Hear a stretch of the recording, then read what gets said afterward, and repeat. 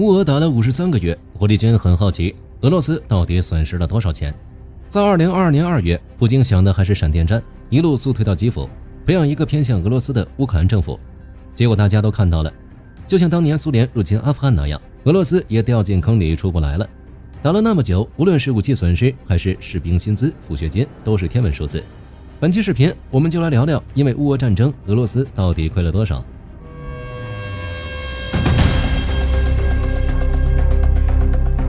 先说结论，根据地缘政治与宏观经济研究智库的分析，截至2026年7月，这场战争对俄罗斯造成的经济损失已经达到2.5万亿美元。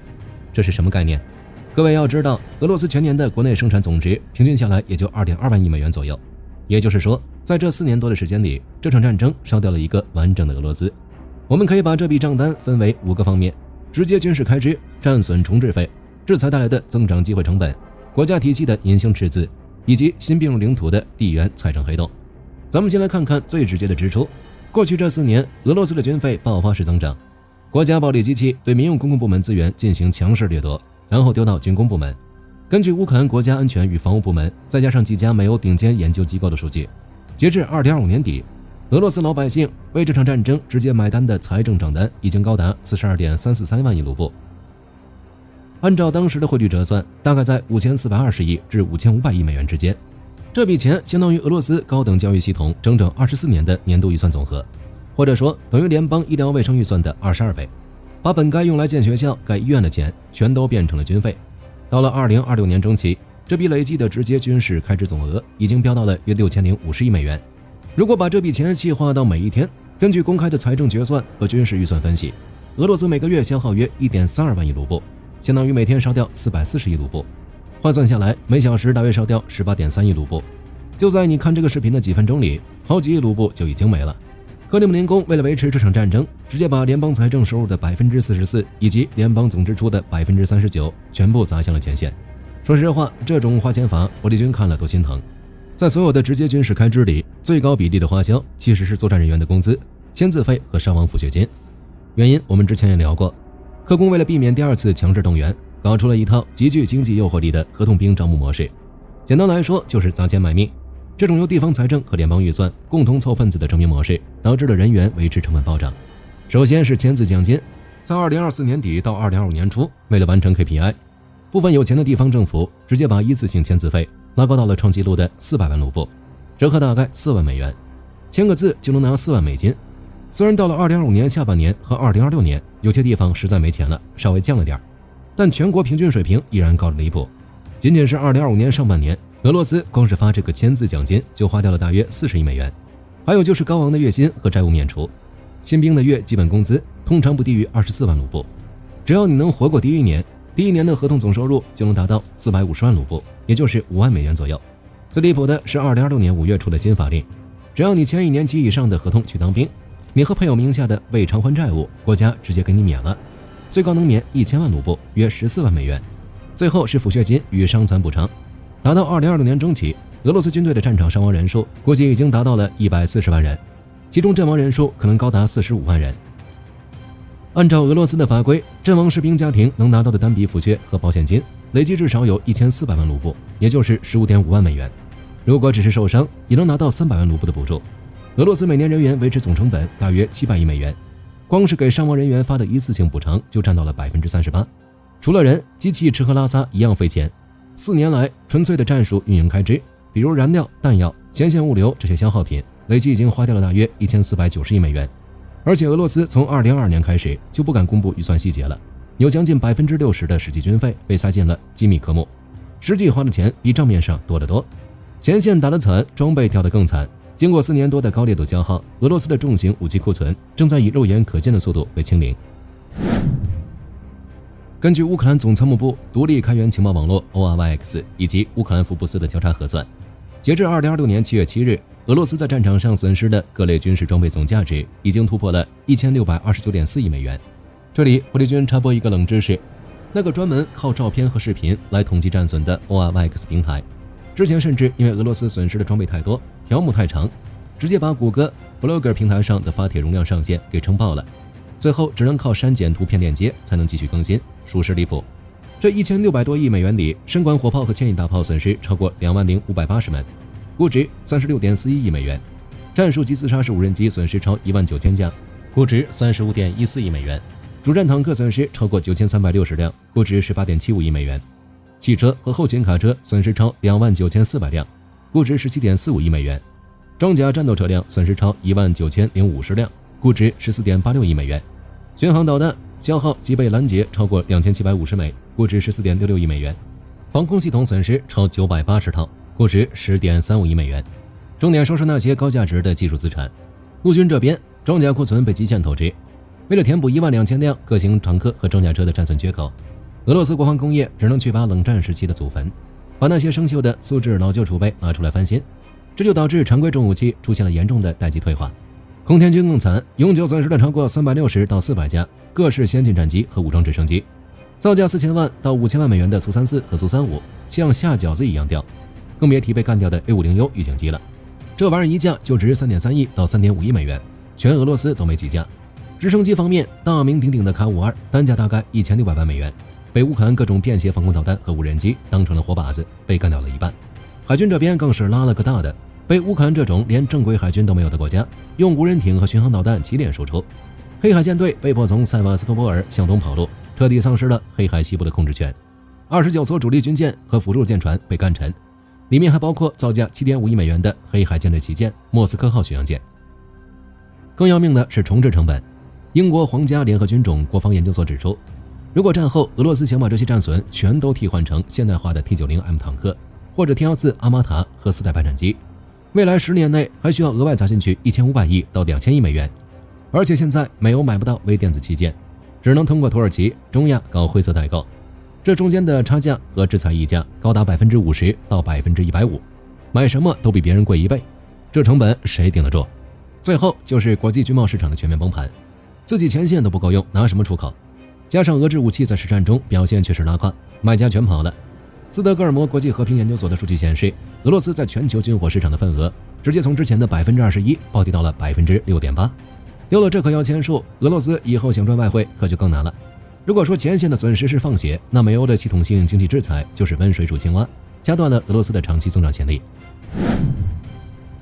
先看宏观产出，地缘政治研究表明，从2022年到现在，因为经济脱轨，外部资金被切断，俄罗斯累计损失的潜在 GDP 总值高达1.124万亿美元。哪怕按照国际货币基金组织保守点算，相比不打仗的正常发展路径，俄罗斯也白白丢掉2000亿到2500亿美元的真金白银。俄罗斯的命根子油气产业也爆炸了，西欧的管道天然气市场基本永久性拜拜了。虽然欧洲现在还有国家进口俄罗斯的天然气，但也持续不了太久。再加上近期的原油限价令，为了继续卖油，克里姆林宫不得不花了100多亿美元，搞了一支由几百艘老破小组成的影子舰队偷偷运油。这还不算卖给中印这些亚洲买家，你还得给人家政治折扣，每桶油少赚12到25美元。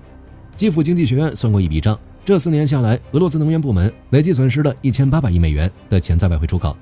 到了2025年和2026年，美国对俄罗斯能源巨头的制裁再次升级，影子舰队的运费直接起飞，导致2026年第一季度俄罗斯油气收入同比断崖式坍塌了45%，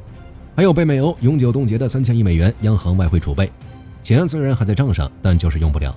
导致俄罗斯央行在面对卢布贬值和通胀时，手里根本没有足够的外汇去救市，外资更是跑得一干二净，2年内净资本外逃2530亿美元，外国直接投资存量暴跌了57%，俄罗斯彻底失去了引入美欧先进技术的渠道。这还不算最要命的，最要命的是人才流失，因为怕被抓壮丁，加上国内严厉的管控，超过65万到100万的俄罗斯年轻高学历人才，特别是 IT 研发和高级工程师，头也不回的出了国，导致俄罗斯在2024到2026年期间出现了极其病态的劳动力短缺，没人干活，拿头去搞民用制造和经济增长。前方吃紧，后方紧吃，伴随着巨额的军事开支，俄罗斯内部的公共财政体系正在面临系统性崩溃，军工厂疯狂加班，给军人发高工资，大家拿着钱去买，结果因为民用商品产能被挤占，加上美欧禁运，国内商品严重供不应求，物价直接原地起飞。2025年的年化通胀率飙升到了 8.6% 到 9.5%， 俄罗斯央行为了压通胀，只能把基准利率调高，这直接导致俄罗斯民营制造业的债务危机全面恶化。2024年到2025年，企业逾期倒闭率激增了 26%。与此同时，俄罗斯国内爆发了庞大的隐性坏账，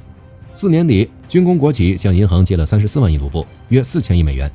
造出来的炮弹扔到前线听个响就没了，根本产生不了任何商业回报。这笔贷款最后只能由俄罗斯主权信用和国有银行硬扛，民众的日子就更难过了。俄罗斯天然气工业股份公司因为在欧洲亏了钱，只能转过头来割国内韭菜，连续数年大幅上调俄罗斯居民的燃气和水电费，这就是向普通市民转嫁战争负担。地方政府更是穷得叮当响。乌俄战争爆发之前，大部分资源大省还能有预算盈余，现在呢，到了2026年第一季度，全俄罗斯89个联邦主体里有56个省份出现了严重的赤字，而且赤字总额直接翻倍到了40.6亿美元，全俄只有34个区勉强不亏钱，其中一多半还是靠首都莫斯科在那儿吸血硬撑，其他省份已经陷入了结构性破坏的深渊，地方债务暴涨2.2倍，没钱修水管，没钱供暖，西伯利亚和远东大片工业区的民生基础设施在崩溃的边缘反复横跳了，生活水平下降，生病老兵回归社会，必然带来巨大的社会动荡隐患。为了维稳，克里姆林宫在2026年把国内安全和司法弹压预算直接拉高了11%以上。没办法，自2022年以来，已经有4029名俄罗斯公民因为反战面临刑事起诉。维持这种铁幕生态的维稳成本，同样是一笔极其高昂的隐形账单。最后的损失就是占领成本。对于俄罗斯来说，领土打下来也不赚，被吞并的乌东4州加上克里米亚，在过去4年里完全成了一个财政黑洞。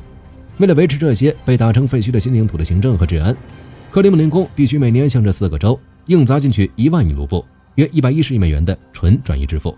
到了2026年中期，光是重修供水、供电、发养老金这些基础项目，就已经扔进去了450亿美元的沉没成本。比如军方连夜抢修了顿河到顿涅茨克的应急供水管道，纯粹是因为战火把原来的炸没了。这种重复建设的边际成本极高。更离谱的是，为了改变这些地区的种族结构，吸引俄罗斯人搬过去住，俄罗斯政府居然在这些交战区推出了利率低至2%的买房抵押贷款，在随时可能落炮弹的顿涅茨克买房，这心得多大？但重赏之下必有勇夫。截至2026年1月，光在顿涅茨克就放出了5000多笔贷款，总额3.54亿美元。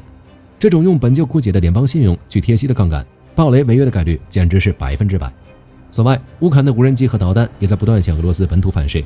到了2025年底，乌克兰的跨境打击已经波及了俄罗斯41个边境和工业区，造成的物理破坏价值超过78亿美元。比尔格罗德这些西部重镇经常断水断电，油库被炸得火光冲天，直接把战区周边的非国防实守能力也给打残了。看完了俄罗斯，咱们再来看看对面的乌克兰。实事求是的讲，乌克兰作为被入侵的一方，经济更是遭遇了毁灭性的打击。因为乌俄战争，2022年实际 GDP 直接暴跌了 28.8%。虽然在2023和2024年靠着农业和部分海运恢复了一点元气，但随着俄罗斯在2025年疯狂炸毁乌克兰的能源电网，乌克兰的经济复苏再次放缓到 1.8%。在紧绷的财政下，乌克兰只能把国内所有的自主税收全部砸进房屋里。2024年乌克兰国防支出占 GDP 的 34%，2025年飙升至 40%， 位居全球第一。到了2026年，乌克兰议会通过了第15224号国防修正法案，全年安全与防务总开支达到了空前的970亿美元，占 GDP 的比重超过了 43%， 创下了世界最高纪录。这970亿美元里，有320亿美元用来给士兵发高薪，510亿美元用来采购重装备、巡航导弹和研发 AI 无人机，还有92亿美元用来给电网建防炮混凝土车罩。只是很明显，乌克兰自己拿不出这么多钱，怎么办？找队友。从2022年到2026年初，全球给乌克兰承诺和支付的各类军援、金援累计已经达到了近4650亿美元。前几年美国是榜一大哥，援助约1350亿美元，但是到了2025年，特朗普上台之后，美国援助断崖式停滞。这时候欧盟联盟强力接盘，2025和2026年，欧盟拿出了超过1250亿美元，彻底超越美国，成了最大的金主。就目前的情况来看，欧洲主要依靠3大融资机制向乌克兰提供援助。第一，900亿欧元的支持贷款，欧盟自己去发债融资。2026年直接把第一批的490亿美元拍在乌克兰桌子上，买武器、发工资全包了。第二，500亿欧元的乌克兰机制，给各种低息无息贷款，帮乌克兰在加入欧盟前进行重整。第三，那就是拿俄罗斯的钱打俄罗斯。俄罗斯被冻结的那3000亿美元外汇，虽然不能直接没收，但每年躺在账上能产生几十亿美元的利息。美欧直接把这些暴利打包资产证券化，作为抵押给乌克兰发贷款。翻译一下就是，俄罗斯被冻结的钱生出来的利息正在被乌克兰用来买炸药，然后扔到俄罗斯自己的头上，这就叫羊毛出在熊身上。而且2026年欧洲对乌克兰的援助已经变成了双向奔赴，欧洲狂砸16亿美元买无人机，德国、挪威出钱研发抗干扰 AI 芯片，而在乌克兰实战中打磨出来的各种对抗技术和算法又源源不断地反哺给欧洲军工界，大家一起进步，就留俄罗斯在那硬扛。总的来看，这场拖到2026年的战争已经变成了一场彻头彻尾的消耗战。俄罗斯这边虽然靠着极其深厚的岛本和卖能源，硬生生维持了表面的繁荣，但这纯粹是饮鸩止渴，透支了未来10年的工业生产率、人力资源和经济缓冲空间。国家财富基金已经见底到了 1.8%。为了维持战争，各工正在疯狂压榨民众。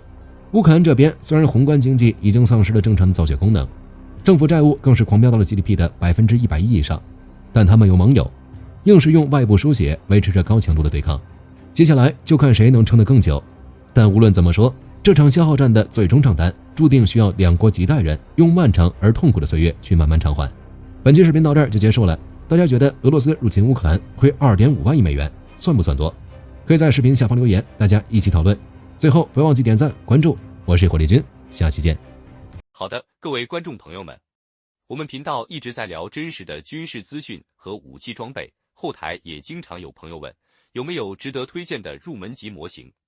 今天就和大家分享一款近期接触到的产品。